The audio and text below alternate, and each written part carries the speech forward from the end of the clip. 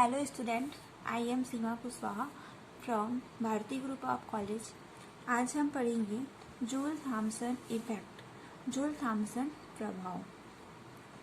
When a pass through an insulated porous plug from a region of constant high pressure to a region of constant low pressure, जब किसी gas को नियत उच्च दाब के क्षेत्र से किसी ऊष्मारोधी संरंध्र डॉट इंसुलेटेड पोरस प्लग से होकर नियत निम्न दाब के क्षेत्र से गुजारा जाता है तो गैस के ताप में परिवर्तन होता है और इस प्रभाव को ही जूल केल्विन या जूल थॉमसन प्रभाव कहते हैं। This effect is called the Joule-Kelvin or Joule-Thomson effect, and this process is called the adiabatic throttling process, और इस प्रक्रम को उपरोधी प्रक्रम कहते हैं। From the experiments with oxygen, nitrogen, carbon dioxide, air, etc. at different initial temperature, the result obtained are oxygen, nitrogen, carbon dioxide, वायु आदि गैसों के लिए विभिन्न तापों पर किए गए प्रयोगों से जो परिणाम प्राप्त होते हैं वो देखते हैं हम आगे अभी। तो जूल थॉमसन इफेक्ट क्या होता है? जब किसी गैस को नियत उच्च दाब के क्षेत्र से किसी ऊष्मारोधी संरंध्र डॉट इंसुलेटेड पोरस प्लग से होकर नियत दाब के क्षेत्र से गुजारा जाता है तो गैस के ताप में परिवर्तन होता है और इस प्रभाव को ही जूल केल्विन या जूल थॉमसन इफेक्ट कहते हैं। इस प्रक्रम को एडियाबैटिक थ्रोटलिंग प्रोसेस उपरोधी प्रक्रम कहते हैं। इसके एग्जाम्पल है जैसे ऑक्सीजन, नाइट्रोजन, कार्बन डाइऑक्साइड, वायु आदि गैसों के लिए विभिन्न ताप पर अलग डिफरेंट टेम्परेचर पर किए गए जो एक्सपेरिमेंट से हमको जो रिजल्ट प्राप्त होते हैं वो हम आगे देखते हैं। There is a change in temperature of all gases when they pass through the porous plug. संरंध्र डॉट में से प्रवाहित होने पर सभी गैसों के ताप में परिवर्तन होता है। The change in temperature of gas is proportional to the difference in pressure across the porous plug। Gas के ताप में परिवर्तन, गैस के टेम्परेचर में चेंज संरंध्र डॉट के दोनों ओर दबांतर के अनुक्रमानुपाती होता है। गैस के ताप में परिवर्तन जो है वो संरंध्र डॉट के पोरस प्लग के दोनों ओर दबांतर के प्रोपोर्शनल होता है।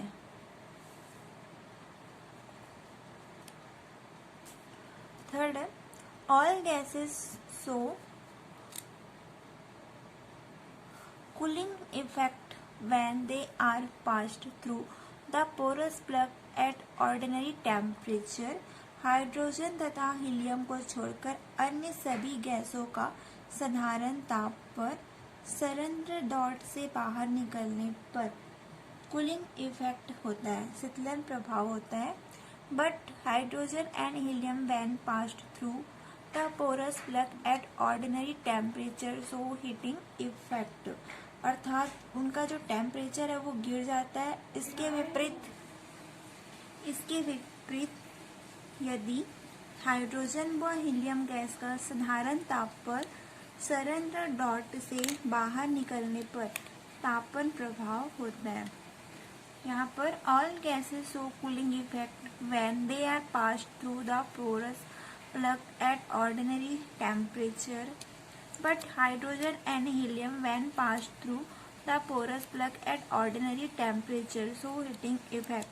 हाइड्रोजन तथा हीलियम को छोड़कर अन्य सभी गैसों का साधारण ताप पर संरंध्र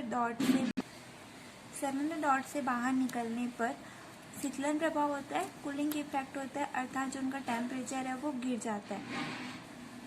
इसके विपरीत हाइड्रोजन व हीलियम गैस का साधारण ताप पर संरंध्र डॉट से बाहर निकलने पर तापन प्रभाव होता है, हीटिंग इफेक्ट होता है। 4 देखते हैं। For a given pressure difference across the porous plug, each gas has a temperature of inversion such that if the initial temperature is above it, the gas show heating effect on passing through the porous plug. संरंध्र डाट के दोनों सिरों पर किसी दिए हुए दाबांतर के लिए प्रत्येक गैस का एक विक्रमण ताप टेम्परेचर ऑफ इन्वर्जन होता है। यदि गैस का इनिशियल टेम्परेचर प्रारंभिक ताप है वो इससे अधिक होता है तो संरंध्र डॉट से गुजरने के उपरांत गैस पर तापन प्रभाव होता है, अर्थात बोल सकते हैं कि इसका टेम्परेचर है वो बढ़ जाता है। Well, if the initial temperature of gas is below it, the gas show cooling effect on passing through the porous plug. At this temperature, the gas show no change in temperature on suffering the Joule-Thomson expansion. यदि gas का प्रारंभिक ताप initial temperature इससे कम होता है तो संरंध्र dot से गुजरने के उपरांत गैस पर शीतलन प्रभाव होता है। फिर देखते हैं the value of temperature of inversion is different for different gas and for a gas its value depend on the difference in pressure across the plug. व्युत्क्रमण ताप का मान अलग अलग गैसों के लिए अलग अलग होता है। यदि एक गैस के लिए भी इसका मान संरंध्र डॉट के सिरों के बीच दबांतर पर निर्भर करता है। जो व्युत्क्रमण ताप है, इन्वर्सन टेम्परेचर है, उसका जो वैल्यू है वो अलग अलग गैसों के लिए अलग अलग होता है तथा किसी एक गैस के लिए भी इसका मान संरंध्र डॉट के सिरों के बीच दबांतर पर निर्भर करता है। इन Joule-Thomson expansion enthalpy H equal to U plus PV of gas remain unchanged. Joule Thomson प्रसार में गैस की एंथैल्पी होगी H equal to U plus PV जो कि अपरिवर्तित रहती है, अर्थात H इक्वल टू होगा U plus PV equal to constant. इसे हम लिख सकते हैं DH equal to DU plus PV equal to 0। अंदर इंटू कर देंगे तो ये हो जाएगा DU plus PDV plus VDP equal to 0। But from first and second law of thermodynamic, ऊष्मागतिकी के प्रथम व द्वितीय नियम से होता है TdS equal to DU plus PDV। तो यहाँ पर हम DU प्लस PDV की जगह रखेंगे TdS, तो ये हो जाएगा TdS plus VDP equal to 0। इसे हम समीकरण 1 लिखेंगे। Since the entropy S is a function of variables T and P, that is S equal to STP। जो कि एंट्रोपी है S वो वेरिएबल T और P का फंक्शन है, तो यहाँ पर हम लिख सकते हैं S इक्वल टू STP जो परफेक्ट डिफरेंशियल है, यथातथीय अवकल है। तो यहाँ पर ds इक्वल टू हो जाएगा del S upon del TP, del S upon del TP dt और del S upon del PT dP, एक बार dt और एक बार dP। Substituting the value of ds in equation 1, ये इस ds की वैल्यू को हम इक्वेशन 1 पर रखेंगे यहाँ पर, तो ये हो जाएगा t del S upon del TP dt plus del S upon del PT dP plus VDP equal to 0। तो यहाँ पर वैल्यू रखे तो आया T del S upon del T P D T plus T D S upon D P del S upon del P D P plus V D P equal to 0। But T del S upon del T P equal to होता है del Q upon del T P, और जिसे हम लिख सकते हैं C P, molar specific heat at constant pressure.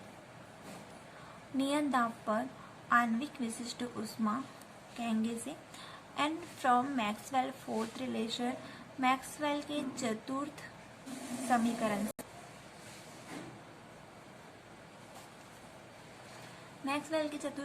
से होता है del S upon del P T equal to minus del V upon del T P.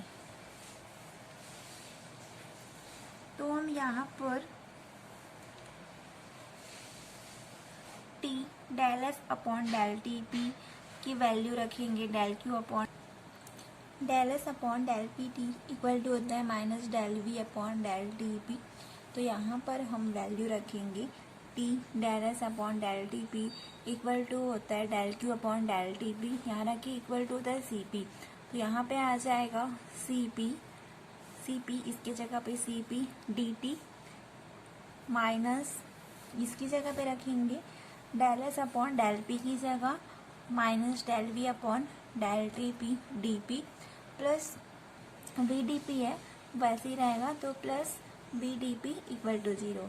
तो यहाँ पे आ जाएगा C P D T minus T del V upon del T P D P plus V D P equal to 0। अब यहाँ से हम C P D T की वैल्यू निकालेंगे, ये इधर चले जाएगा, तो ये हो जाएगा C P D T equal to T del V upon del T P minus V D P. D P दोनों पे है तो कॉमन निकल जाएगा, तो कॉमन निकल गया डी पी। इसे हम लिख सकते हैं D T upon D P, D T upon D P, C P इधर आ जाएगा तो ये हो जाएगा 1 upon C P T del V upon del T P minus we.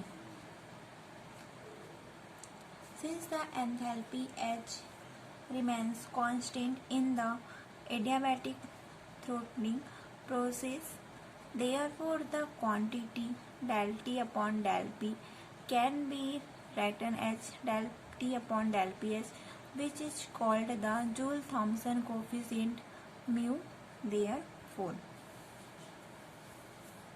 चूँकि उपरोधी प्रक्रम में एंथैल्पी H है, वो एडियाबैटिक थ्रॉटलिंग प्रोसेस पे जो एंथैल्पी H है वो कांस्टेंट रहता है, अतः जो quantity del T upon del P को del T upon del P H लिख सकते हैं, और इसे ही जूल-थॉम्सन कोफिशिएंट, जूल-थॉम्सन गुणांक म्यू कहते हैं।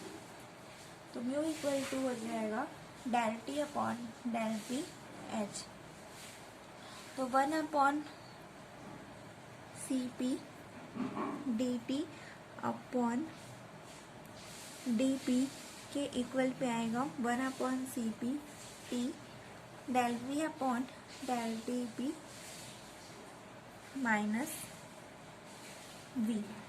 तो यहाँ पर इसे हम लिख सकते हैं del T upon del P H, इसे हम म्यू के इक्वल में लिख सकते हैं।